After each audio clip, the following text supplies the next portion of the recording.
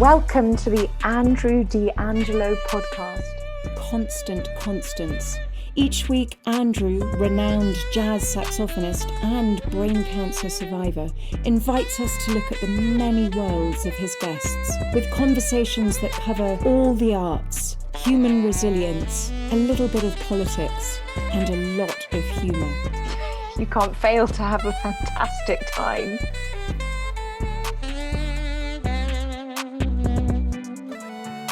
Hey everybody, and welcome. We are here today with Erica von Kleist, who is a multi-instrumentalist, and during our pre-conversation, I was saying she's kind of like a Renaissance woman. You're an author. You've got a movie out now or coming out. You're a teacher. You've played in rock bands. You've done all kinds of things, and thank you for being on the show. I really appreciate it, Erica. Thank you. My pleasure. And thanks. And how are you doing? Everything all right?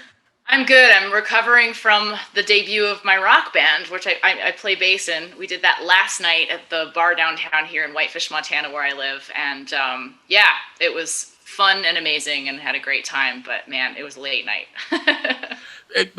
So it's probably unusual because we're just kind of floating out of the pandemic, right? A lot of my friends, including myself, wow, I just did a live show in the first time in a year and a half. It just felt so weird. It's great. It feels great, right? But weird. It's weird. It feels great. You know, I mean, there's not much COVID here in Montana right now, thank goodness. A lot of people are vaccinated, and bars and restaurants are all 100% open. And everyone's sort of at that point here economically where, you know, you can get the vaccine, you can take your responsibility for your health, or you can go to a bar and then maybe get sick. So it's like a lot of the owners are just like, all right, we're going to pack the place and, hopefully people don't get sick, basically. Right. It seems past tense at this point, at least as far as I can tell and other people. But one of the things is that I have one of my proud proclamations that I have with a few of my friends, like Matt Wilson, the drummer. Do you know him? Mm-hmm. And a few of us that we've played in every U.S. state, right? And so I was thinking about Montana, and I know I've played in Montana, and it wasn't Whitefish. Is it Whitefish? Is that where you live? That's where I'm at. It's certainly, I don't believe it was Whitefish. What's the biggest city in Montana? How come I can't think of that? Well, maybe Billings. Maybe you were in Billings or Bozeman or Missoula. Missoula. We played in Missoula a couple of times. And I just don't know that. I mean, I know more about Denmark than I do Montana. But I was just banging my head against the wall trying to remember which city we played in, what the show was. I'm texting everybody and, my friend, and nobody can remember. And then I'm also was realizing that, holy shit, what a man's world this is. Like everybody I was asking this question to were my friends, but they were all men. Like, what was that city in Montana that we played in, right? And then I saw this video you put up on, I think I saw it on Facebook, but maybe you put it on YouTube or whatever, where you were saying that the Blue Note Jazz Festival has no female headliners. And I'll let you elaborate on that. And maybe I'll put a link to it in the description, if that's okay with you, and let people watch it for themselves. But I guess my real question is, what is there to do about it? I had a guest on who said a female saxophonist and composer and singer, Charlotte Greve. And she says, I don't want to be hired to do a festival or a gig just because I'm a woman. I want them to enjoy my music, right? Mm-hmm. And then I had another woman on who said, if they hire me because they like my boobs, and I'm referring to your song, boobs. Yeah. And she goes, if they hire me because I have nice boobs, well, she said tits, okay? But I'm just referencing your that fun song that you put up. Mm-hmm. And she goes, I don't care. It got me in the door. So I'm going to call it a rant, and you can get mad at me. But your video which was a live thing. I mean, you were just holding your phone, talking. What is there to do about this? I mean, how do we get Blue Note Jazz Festival or any jazz festival or any festival to engage with females or people who aren't, Well, so one thing I want to clarify, and I try to be very careful about this when I did, go on my rant, and I called it a rant too because it was a rant. Okay. Was there are females there are female artists headlining the Blue Note Festival. It's just that there's no female instrumentalists headlining at the festival. There's several amazing vocalists who are there, including Judith Hill, who does play other instruments, and actually had this debate with someone on Instagram, and she's saying you can't. She also plays instruments, so what's the big deal? And I'm like, well, of course, maybe she plays instruments, but like Sarah Vaughan was a great pianist. She could play piano, but was she ever billed as jazz pianist Sarah Vaughan? No, she was billed as a singer. That was what she did. And so same thing with Judith Hill. She might play multiple instruments, but she's not being billed as instrumentalist. You don't see pictures of her with a trombone or a piano or a bass in promo pictures. She's a singer, and if you look at her Wikipedia, she's a vocalist. She's being billed as a vocalist. So, but I have nothing against singers, and people are saying, well, being vocalist is an instrument. I'm like, come on, right, like this is not the argument here, right? What's the argument then? The argument is that there are so few female instrumentalists who grace the stages of festivals, clubs, concert halls. There are festivals and there are venues that are making a point to hire more women, but we have to normalize this. We have to normalize seeing women on the stage holding an instrument and not holding a microphone to sing. Like I said in my rant, I said, I can't tell you how many times I've loaded in backstage being the only female in an all-male band, and people are like, oh, you must be the singer. It's like, well, no. I'm playing saxophone. Right, and I only laugh because just to back up your point, and I'm sure you haven't gone through my archives, and that's fine. But Danae Greenfield, who's an amazing keyboardist, Mary Halverson, great guitar player, Charlotte Greb, who I mentioned earlier, amazing saxophonist, they all mentioned that they would come to a gig or a jam session. They're like, oh, you want to sing on a song? I mean, every man, I guess, would just assume that they were the vocalists. So I'm backing that up with several other interviews I've done where I say, what was it like for you coming up? And they're like, yeah, I would walk into a jam session. Like, what song do you want to sing? Like, no, I play guitar, right? Or I play piano, or I play. Where does that come from? And why? I don't. Yeah, where does that come from? So when I went to Manhattan School of Music for 1 year, and part of what to get my completion for that year, I had to do concert attendance or lecture attendance or whatever it was.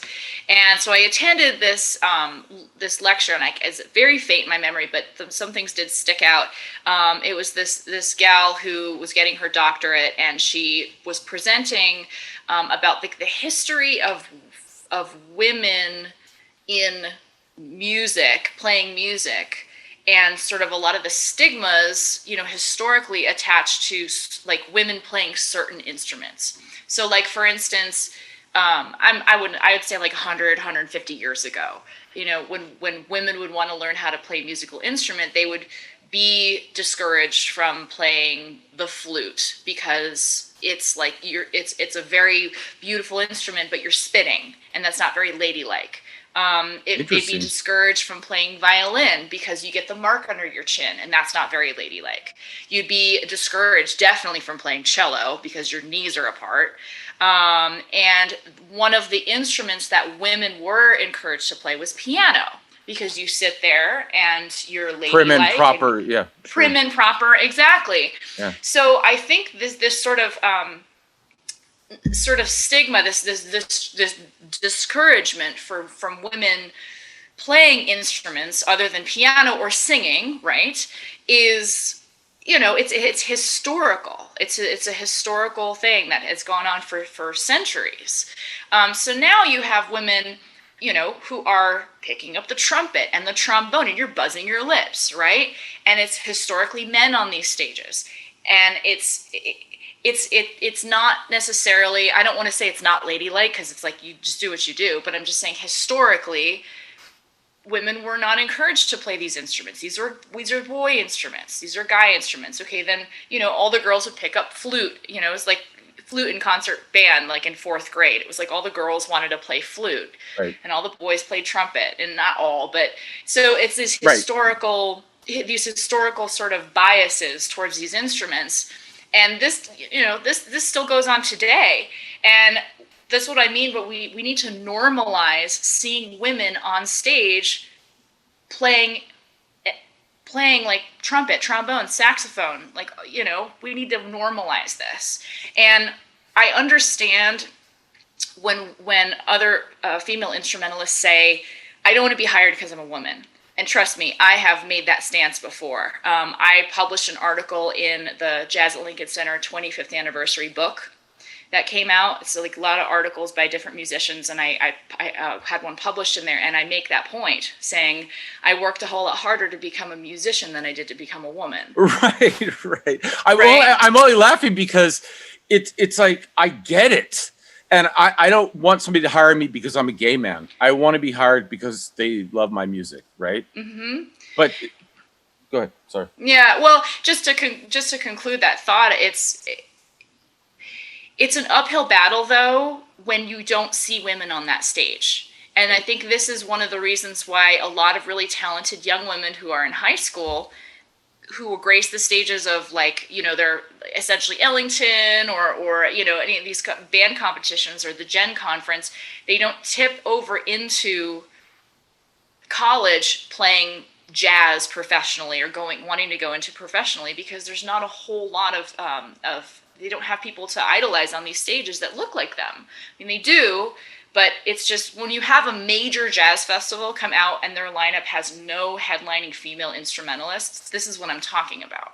Like, we need to pay attention to this, and it needs to become normalized so that women actually have these opportunities. You wonder why I moved to Montana and kind of left the jazz scene? It's because I beat my head against the wall for years trying to get gigs at clubs. And maybe I wasn't doing it right. Maybe, I was a young artist. But, like, the odds of someone taking a chance on a young female artist back, like, 15 years ago is a lot less than, like, a young male artist. So, it's just this constant uphill battle. I guess that's where my confusion lies. So let's say 15 years ago, so we're talking about like 2005, 2006, something like this, right? And so you're whatever age you are then, and you're in New York City, and you're attempting to get shows, and whatever club, like, just, we'll pick any club. I mean, like the Village Vanguard, Lorraine and Max ran that place. I mean, Lorraine's a female. And so where I'm coming from is, what's the reason to give you or anybody a gig? Okay, let's say you're 25, you're female, you're living in Chicago or New York or whatever. Like, does somebody just say, hey, I'm just going to give you a gig because you're a woman? But then yet you said on another hand, and also other people I've talked to, other women I've talked to, say, I don't want the gig just because I'm a woman. I want it because I make good music. So where's the balance here? What do we do? I mean, is there a solution? Do you have one, or what's your thoughts on it, at least? So let's talk about a different medium than the jazz world, because maybe we can have some perspective. So that show Bridgerton that came out on Netflix? I only have heard of it. I have never watched it. It's a period drama. It's like a Victorian era period drama. Okay. And pretty much all other period dramas, whether they're movies or TV series, have been cast as white people, right? Like white English people, and it just very pale skin, period drama kind of thing. Well, hey. I'm sorry. Well, you know, I'm trying to get sun. I'm doing the best I can over here. I burn like crazy. I'm like German Irish. So, Right. so the show Bridgerton was like, all right, we're casting this as like a completely diverse cast. I mean, you have African American actors, you have Asian actors, you have Hispanic, you have white, you have actors of all kinds of colors and creeds in all different roles and all different like love relationships, different. And it is such a popular show. It's amazing. And people are just loving it because it's a good show, but they're also loving it because it's like, this person looks like me, people who would normally be into a show like that would be into it because I'm seeing people that look like me on the screen. It's not necessarily the reason to watch a TV show, but it's like psychologically, it's a big deal. Right. And not only that, getting representation in Hollywood, that you can cast a show using people who aren't necessarily historically accurate, right? And you can still have a successful show. And I think that they're making strides in normalizing seeing people of different skin colors in different roles that would traditionally be played by someone of a different skin color. Right, different skin colors and different races as well. Fair different enough. Skin colors, different races. Yes, I'm trying to be general here, Yeah. But that's normalizing that, and that's opening the doors to work for all of these actors, right? They're not just like, they can't get a role on this show because they're not white, right? So now it's like, oh, all these other casting directors are trying to cast these shows that are more diverse, and we can get out of those boxes of how we're going to cast these characters. So now bring this back to the jazz world. If we make a concerted effort to normalize seeing women on a stage with an instrument, people are going to they're going to see that. They're going to see it on a regular basis. It's not necessarily going to be something that's a novelty, but there has to be that intention behind those initial steps. Like, we are going to hire women, and yes, we're going to make sure our lineup is diverse, right? And equitable, dealing with genders, dealing with races. We want a diverse lineup that reflects everything that's going on in the scene. You have so many amazing women out there playing instruments who deserve to be on these stages, and it's just not normalized yet. Well, I agree with what you're saying, but I also understand that I know I've hired females to be in my band, whatever, because I like their playing. And I'll say, so-and-so, Sarah, or just pick somebody's name, sounds amazing, right? They're like, yeah, she's very passionate, or she sounds beautiful. No, she's amazing, and maybe even brilliant, right? And people use these adjectives that I'm just like, no, she does sound beautiful. She is very passionate, but I don't know if that's the compliment. No, it's very strange, man. I don't know. It's weird.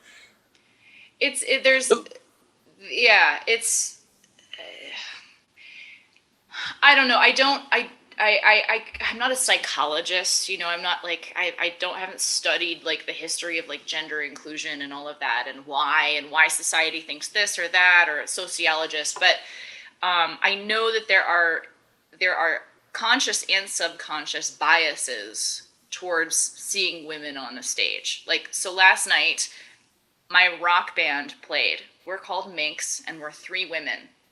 And I know that I've gone to some of the club owners here in Montana know me because I've played there before, but still, it's like you get that sense like it's an all-girl band. How are they going to be? Oh, girls, can they play? That kind of thing. Wow. And of course we Sorry can. for that.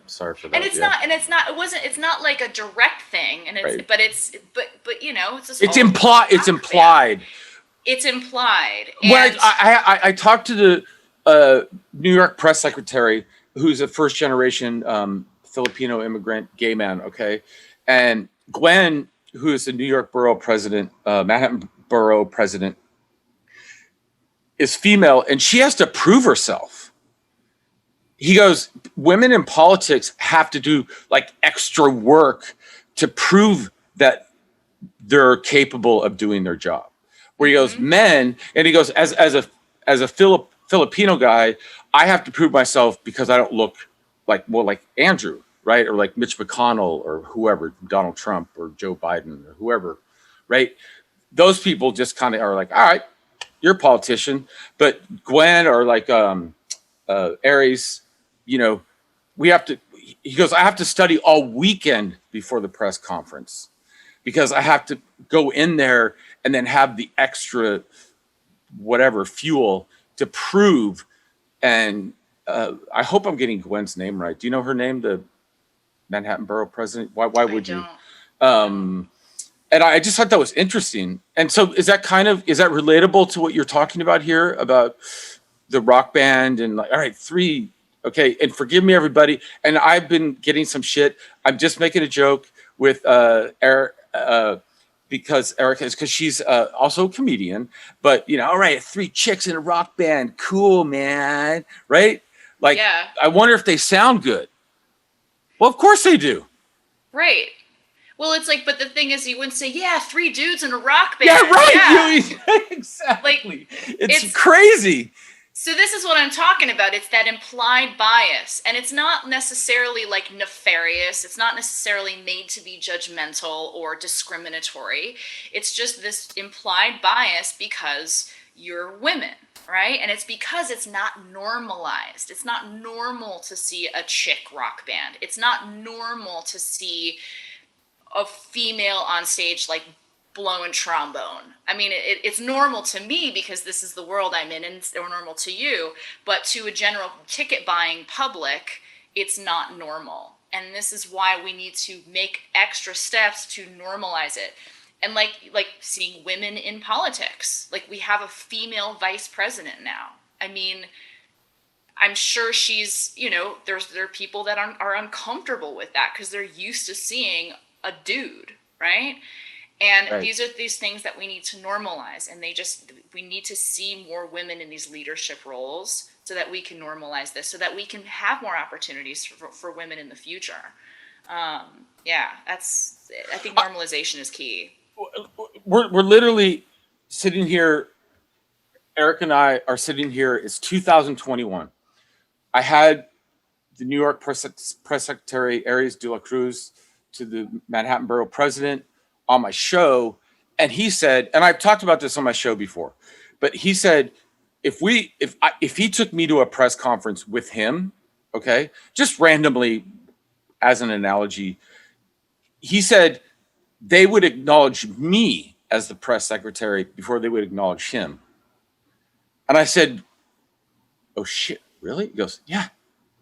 And so maybe what our current vice president and other like AOC or whoever is in politics or whoever's in whatever leadership role who is a female is doing is, you're saying, is normalizing.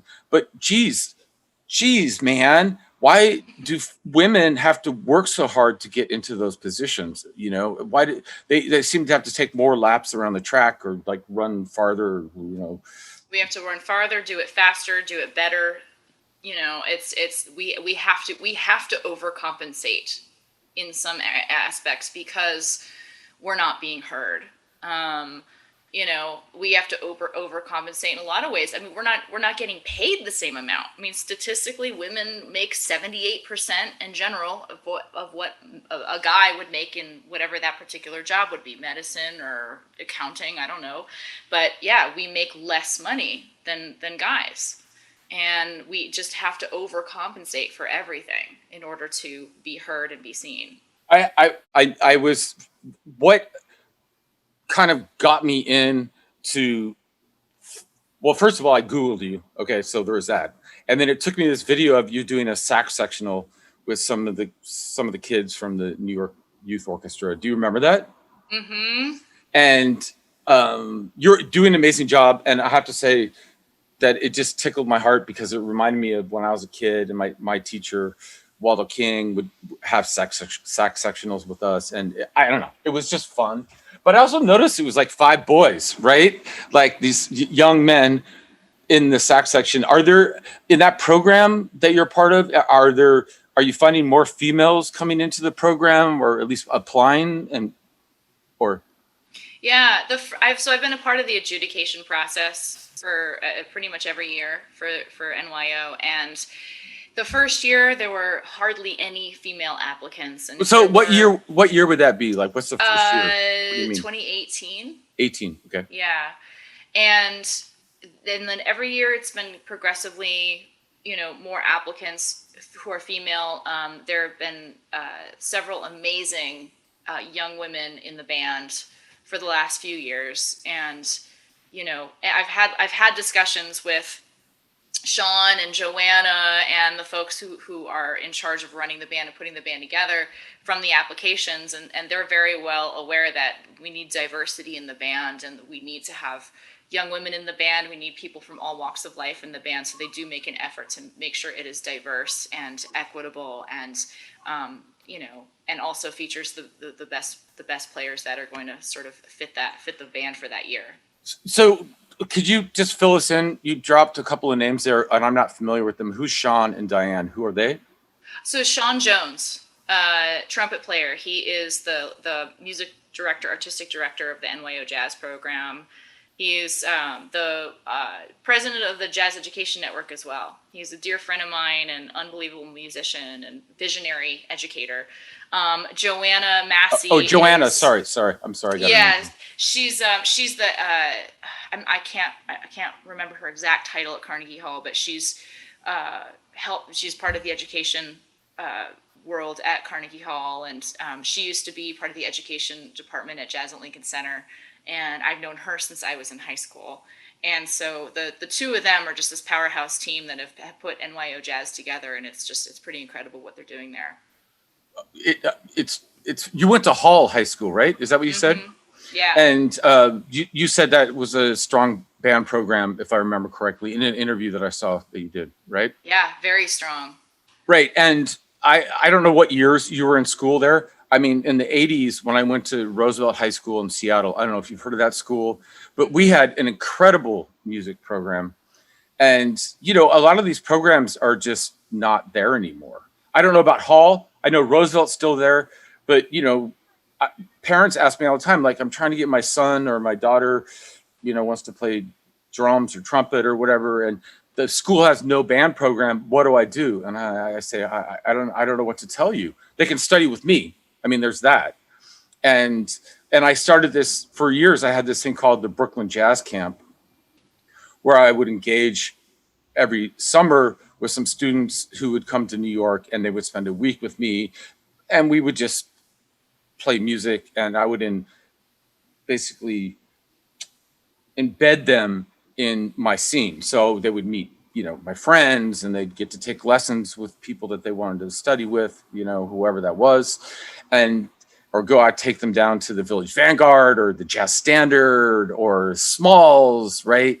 And as long as they were of age, that kind of thing. And I guess I'm curious how, and I feel like I'm harping on this, but at the same time, I think you're the right person to answer the question. How do we do this? Because as you and I talked about in the break, it's important that we have these conversations. I've gotten a little grief for it. Like, Andrew, you're being sexist. No, I'm not. I'm trying to have a conversation about it. How can we fix anything if we don't talk about it? People have no trouble talking about Trump or Biden or politics in general or Giuliani, right? No problem with that. But so I'm just saying, all right, so is this just like some kind of like deliberate measure? I mean, does Joanna or like Sean, you or Sean, do they just say, okay, well, we got to have a quota here of, 10% female or, 50% female? You know what I'm saying? I think. Yeah. No, there's no quota or anything like that. It's just that it's when you're dealing with kids that are that talented, you have this, like, anyone who gets above a 90 on the application is someone who is like a potential to be in the band.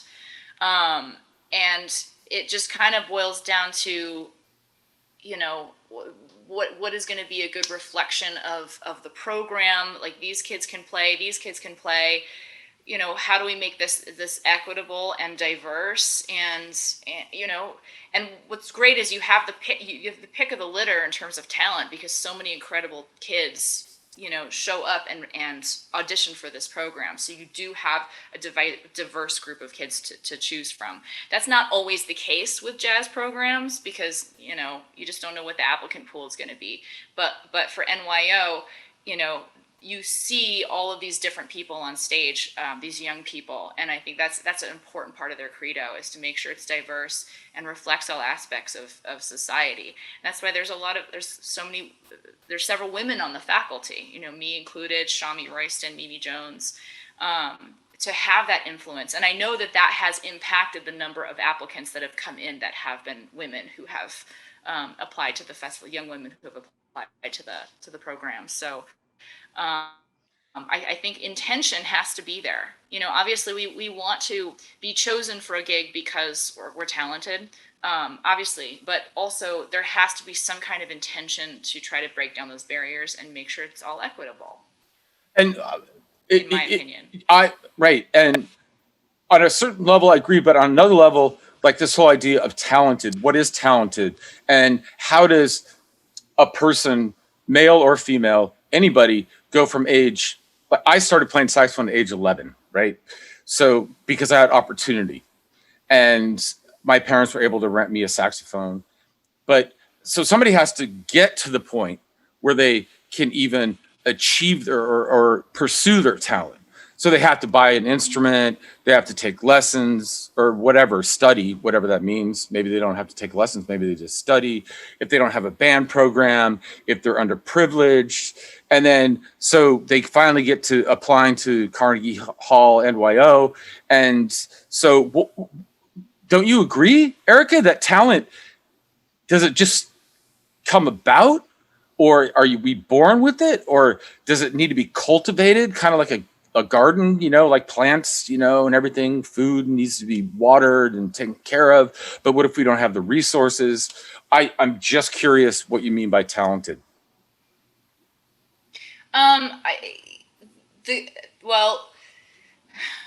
Kids who have put in the work and who have practiced, who have gotten their chops together to like basically a professional level, and have found a calling, right?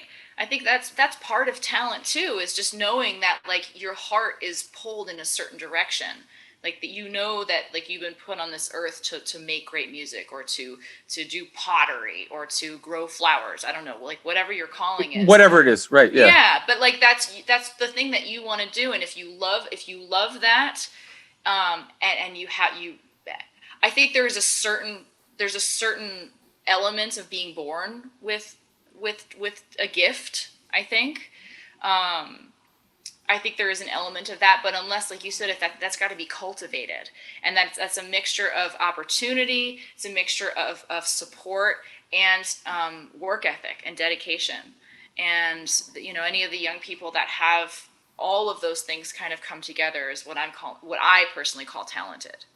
And speaking of cultivating, I that's a great, you can pursue your answer, but I want to make sure we mention your book, A Cool Approach to Jazz Theory. I have not read it, and maybe I need to. I don't know. I play by ear. That's kind of what I do and what I've always done. But I think that's a great place to start. And maybe you have a program. Do you donate your book to school programs, or do schools have it on their curriculum? Or any? They'll be able to find it on your website, which is where I found it. And I wish I had found it before today or yesterday, whenever, so I could have read some of it. But I just like the title. I have to admit, Erica, A Cool Approach to Jazz Theory. It's so non-intimidating. It's nice. Yeah. Well, talking about talent and cultivating talent, one of those big stumbling blocks when you are in middle school jazz band is seeing those chord symbols above your music and thinking they look like hieroglyphics.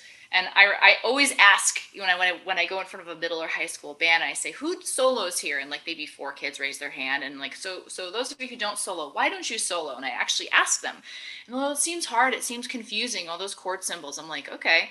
So that's why I wrote my book, is to kind of deconstruct what all that means, how to practice it in your instrument, so that it is not intimidating. And like a cool approach to jazz theory is like you said, it's not meant to be hard. It's not meant to be intimidating, because you want to get those kids soloing.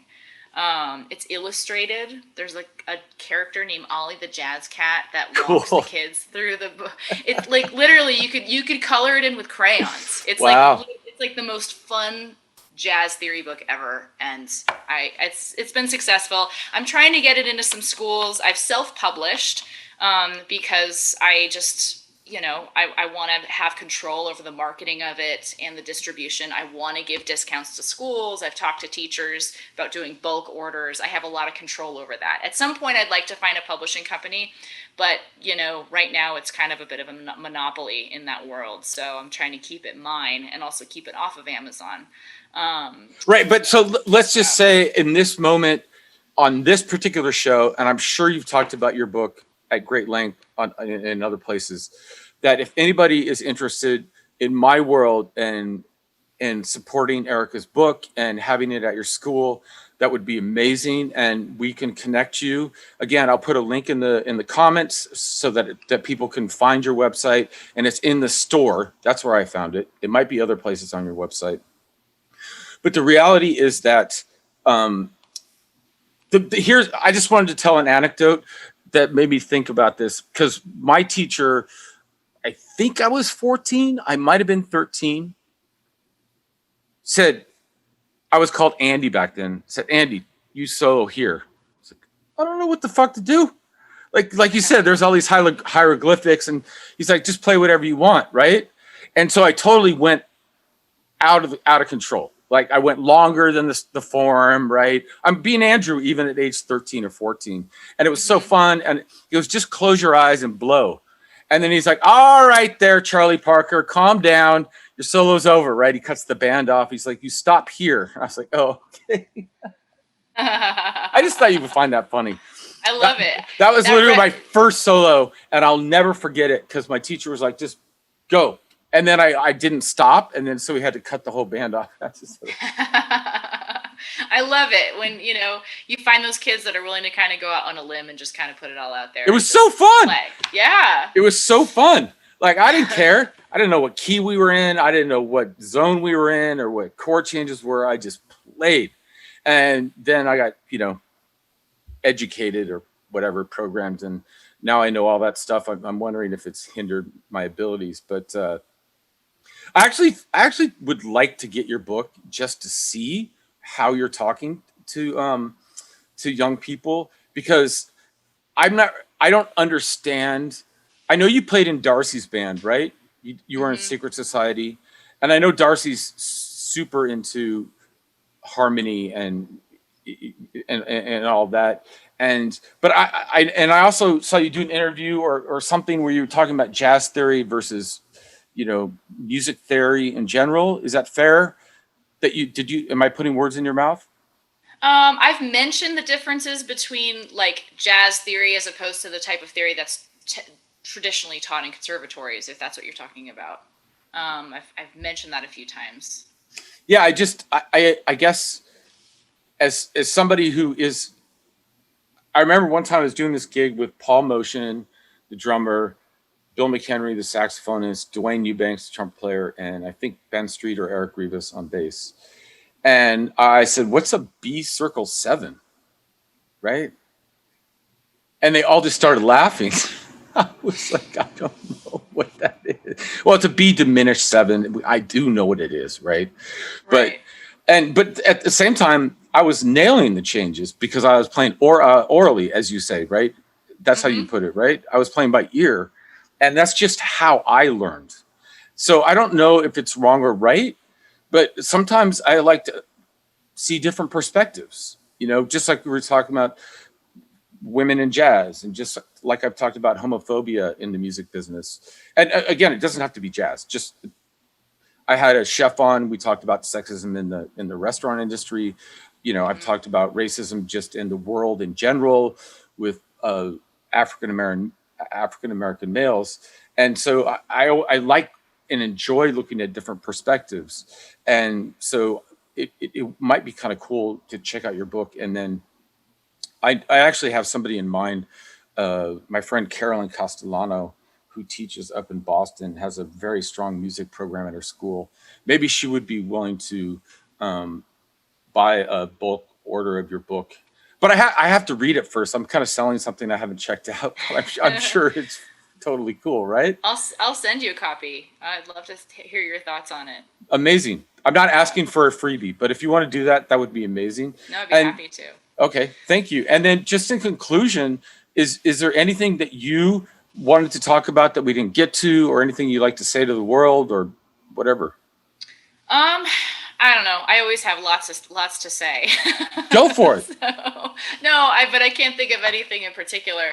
I guess, going back to sort of what we were talking about earlier about like the Blue Note Festival, and I said this in my rant video, but I wanted to just sort of reiterate that, like, I don't think in general, like, there are these nefarious boards of directors like plotting against having women in the lineup. Right. You made that very clear in your video, by the way. And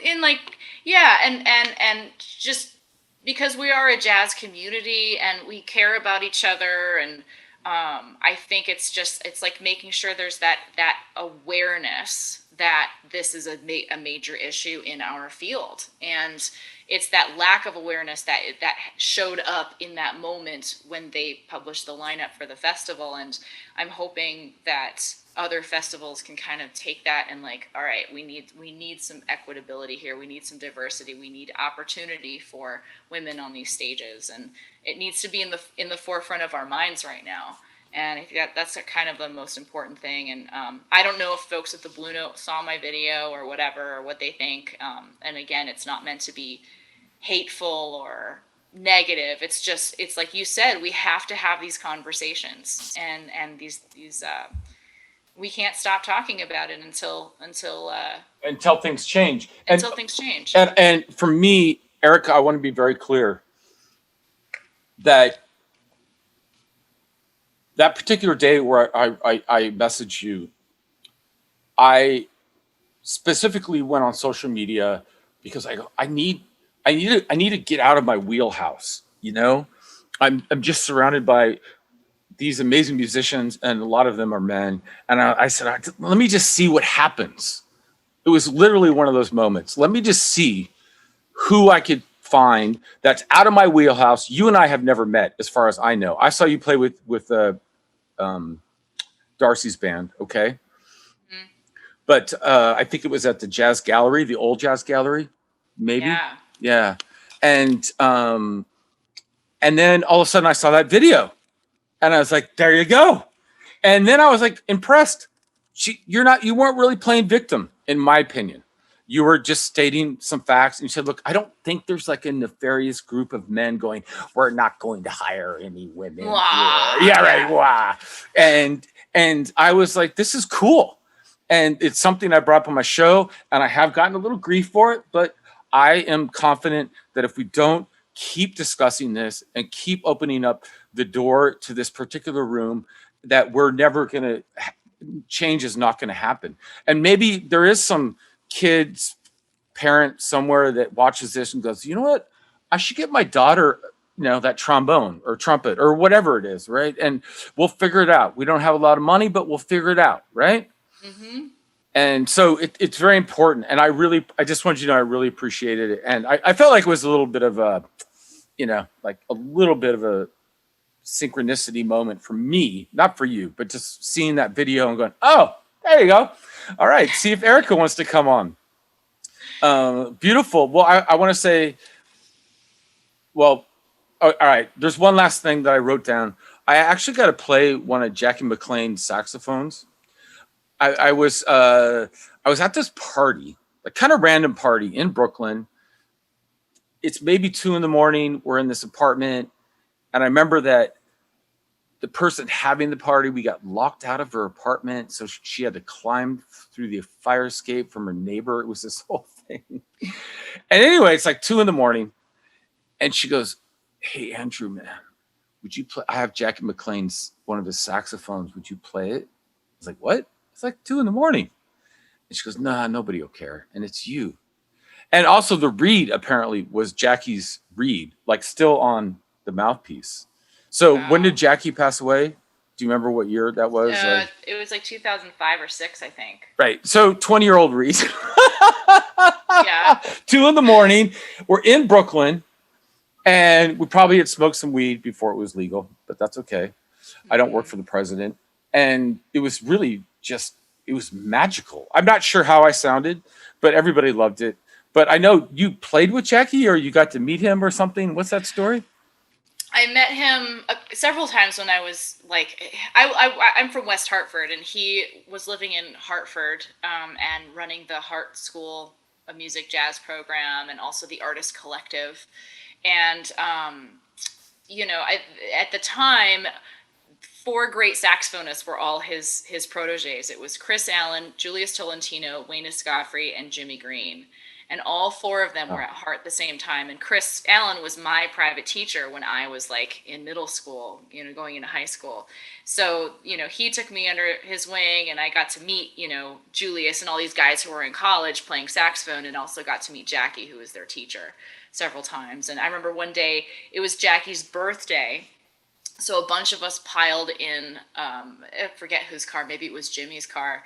And I'm there with like this little 16-year-old girl with my saxophone, and we get out to his front lawn of his house, and we play him Happy Birthday on our saxophones. It was so sweet. And he came out on the porch, and he was like, "Oh, you guys, thank you." So that is exactly what my Brooklyn Jazz Camp was doing, where I wanted these kids to have that experience, not the in the classroom 1, 2, 3, 4. That's all good and fine. We need that too. But mine was like immersion. Take them to a venue, take them over to have dinner with Reed Anderson or Eric Rivas, or hang out with Nashit Waits, or all do whatever like that, so they could have their Jackie McLean moment. Which is, you must be impressed that I actually like heard about that. I don't know how I heard about it, but it just kind of came. And I saw it, and I was like, "Oh yeah, I have a little Jackie McLean story." And everybody says he was like a super fun guy. So I don't know, because I never got to meet him. But his saxophone was kind of cool. I think that's pretty cool. I work with have an endorsement deal with this company called RS Berkeley, and they're out of New Jersey. Excuse me. Sorry. And the owner of the company, his name is Les. He has created this series of custom mouthpieces that are based on great saxophonist mouthpieces. So he has like a mouthpiece that was made of the mold of Stan Getz's mouthpiece. He's got one of Bird's mouthpiece. And the way he got Bird's mouthpiece is when he went to Kim Parker's house, and I think Kim is Charlie Parker's daughter, and she lives, I think, in upstate New York, and she has her dad's saxophone with the original reeds still in the case. Wow, amazing. And she gave him the mouthpiece to, make a mold or whatever. Basically make a mold of it. Wow. And that's how he was able to make a mold of one of Bird's many mouthpieces, I'm sure, but one of them. So yeah, I gotta say, when I played Jackie McLean's horn, it was a little funky. You know what I mean? That reed was a little old. But it didn't matter. Yeah, is that company? Is that they make that Stan Getz mouthpiece with his teeth marks in it? Is that the? I think so. I haven't seen the Stan Getz mouthpiece that they do, but it's pretty cool what they're doing there. I play one of their horns, and I've played it for well over 10 years now, and I love it. And they do great things for music education. They do band instrument rentals, and any of my kids who have always gotten instruments of theirs, they've gotten a great deal, and they're just a really great company. It's so interesting, because when I was watching your videos, a couple of your videos, I was going to ask you what horn you were playing, because I couldn't figure it out. So is that company? RS Berkeley, yep. RS Berkeley. Mm-hmm. And when you get the chance, Erica, could you send me a link to either whatever you want, your favorite link to associate with that company, whether it's through your website or whatever. And I'll make sure that my producer puts it down in the comments. But that horn sounds amazing. And I swear to you, I felt just kind of like, not an idiot. I don't believe in that. Nobody's an idiot. But well, maybe Donald Trump or something. But I was looking at that horn, I was hitting pause. I'm like, what the fuck saxophone is that? So now we know it's RS Berkeley, right? And you endorse them. It sounds beautiful. And I got to tell you, I listened to that overtone video you did, which was kind of instructional. You know that video I'm talking about? Oh, yeah. I'm lobbing this at you. I'm sorry. And it's like towards the end of our conversation. And that's where I really could hear the tone of that saxophone. And you were talking about how even though you're playing a low B flat, there's other sounds, other overtones, and I think even undertones and colors and shapes. There's all this stuff going on that we maybe, subconsciously are experiencing, right? But that are there. And I was really getting obsessed with your horn in that particular video because I was like, what? This thing sounds great. I mean, you sound amazing, but the horn itself is amazing. Yeah, they have some, and they have all kinds of different models, and I've watched the company grow over the years. I got one of their first virtuoso horns that they put out, and it's grown since then. So yeah, definitely worth checking out. Their showroom, not showroom, but their whole factory workshop is out off the New Jersey Transit in Berkeley Heights, New Jersey, and they're great over there. Off the New Jersey Transit? Is that a compliment? Oh, you're just saying the location is easy to get to. Yeah, they're like right over in New Jersey. I'm thinking they're that bodega right over there. Anyway, sorry. This is like the New York guy. I've lived here 35 years now. So when you say, they're off the New Jersey Transit, I'm thinking, is that good? But, do you know Matt Storr or Carlo Senemo? They're two saxophone technicians. Mm-mm. Okay. Do you know Bill Singer? Yeah. Okay. So that level of saxophone technicians. And I had them on the show and we totally geeked out on saxophones, right? Cons, Selmers, everything, Martins, everything. And they're having a hard time finding a modern instrument that can replicate the energy and the sound of the metal, kind of like a Stradivarius of the violin, right? Mm-hmm. So I'd actually kind of think I'm going to send him that video. What are you looking up? I was just looking up RS Berkeley really quick so I can remember to send you the link to their stuff. Oh, okay. Yeah. I was like, while it's on the brain, because their stuff is really, really good, and you should definitely send them their way to just check out what they're doing. Right. So my idea is that if Matt Storr or Carlo Senemo gets their hand on one of these saxophones, then if they don't like it, that's not a good thing, right? But if they do love it, that's a great thing. Mm-hmm. But I wish there was a way to just say, hey, send me a demo. I want to play it and check it out, and I'll send it back. But this is just not feasible. It's like the shipping and everything. But I just want to say, without even knowing you were endorsed by them, when I was watching your overtone, and you can find that video on YouTube, and your overtone video, and just how you sound fantastic again, but the saxophone is just like you said. Didn't you say like it vibrates in this way that other things in the room vibrate with it? Is that fair? Yeah. If you're doing those overtone exercises right, and you're getting your first, you're annoying your neighbors. First of all, if you're doing exactly. it right. Sorry, I interrupted you. Sorry. No, that's totally right.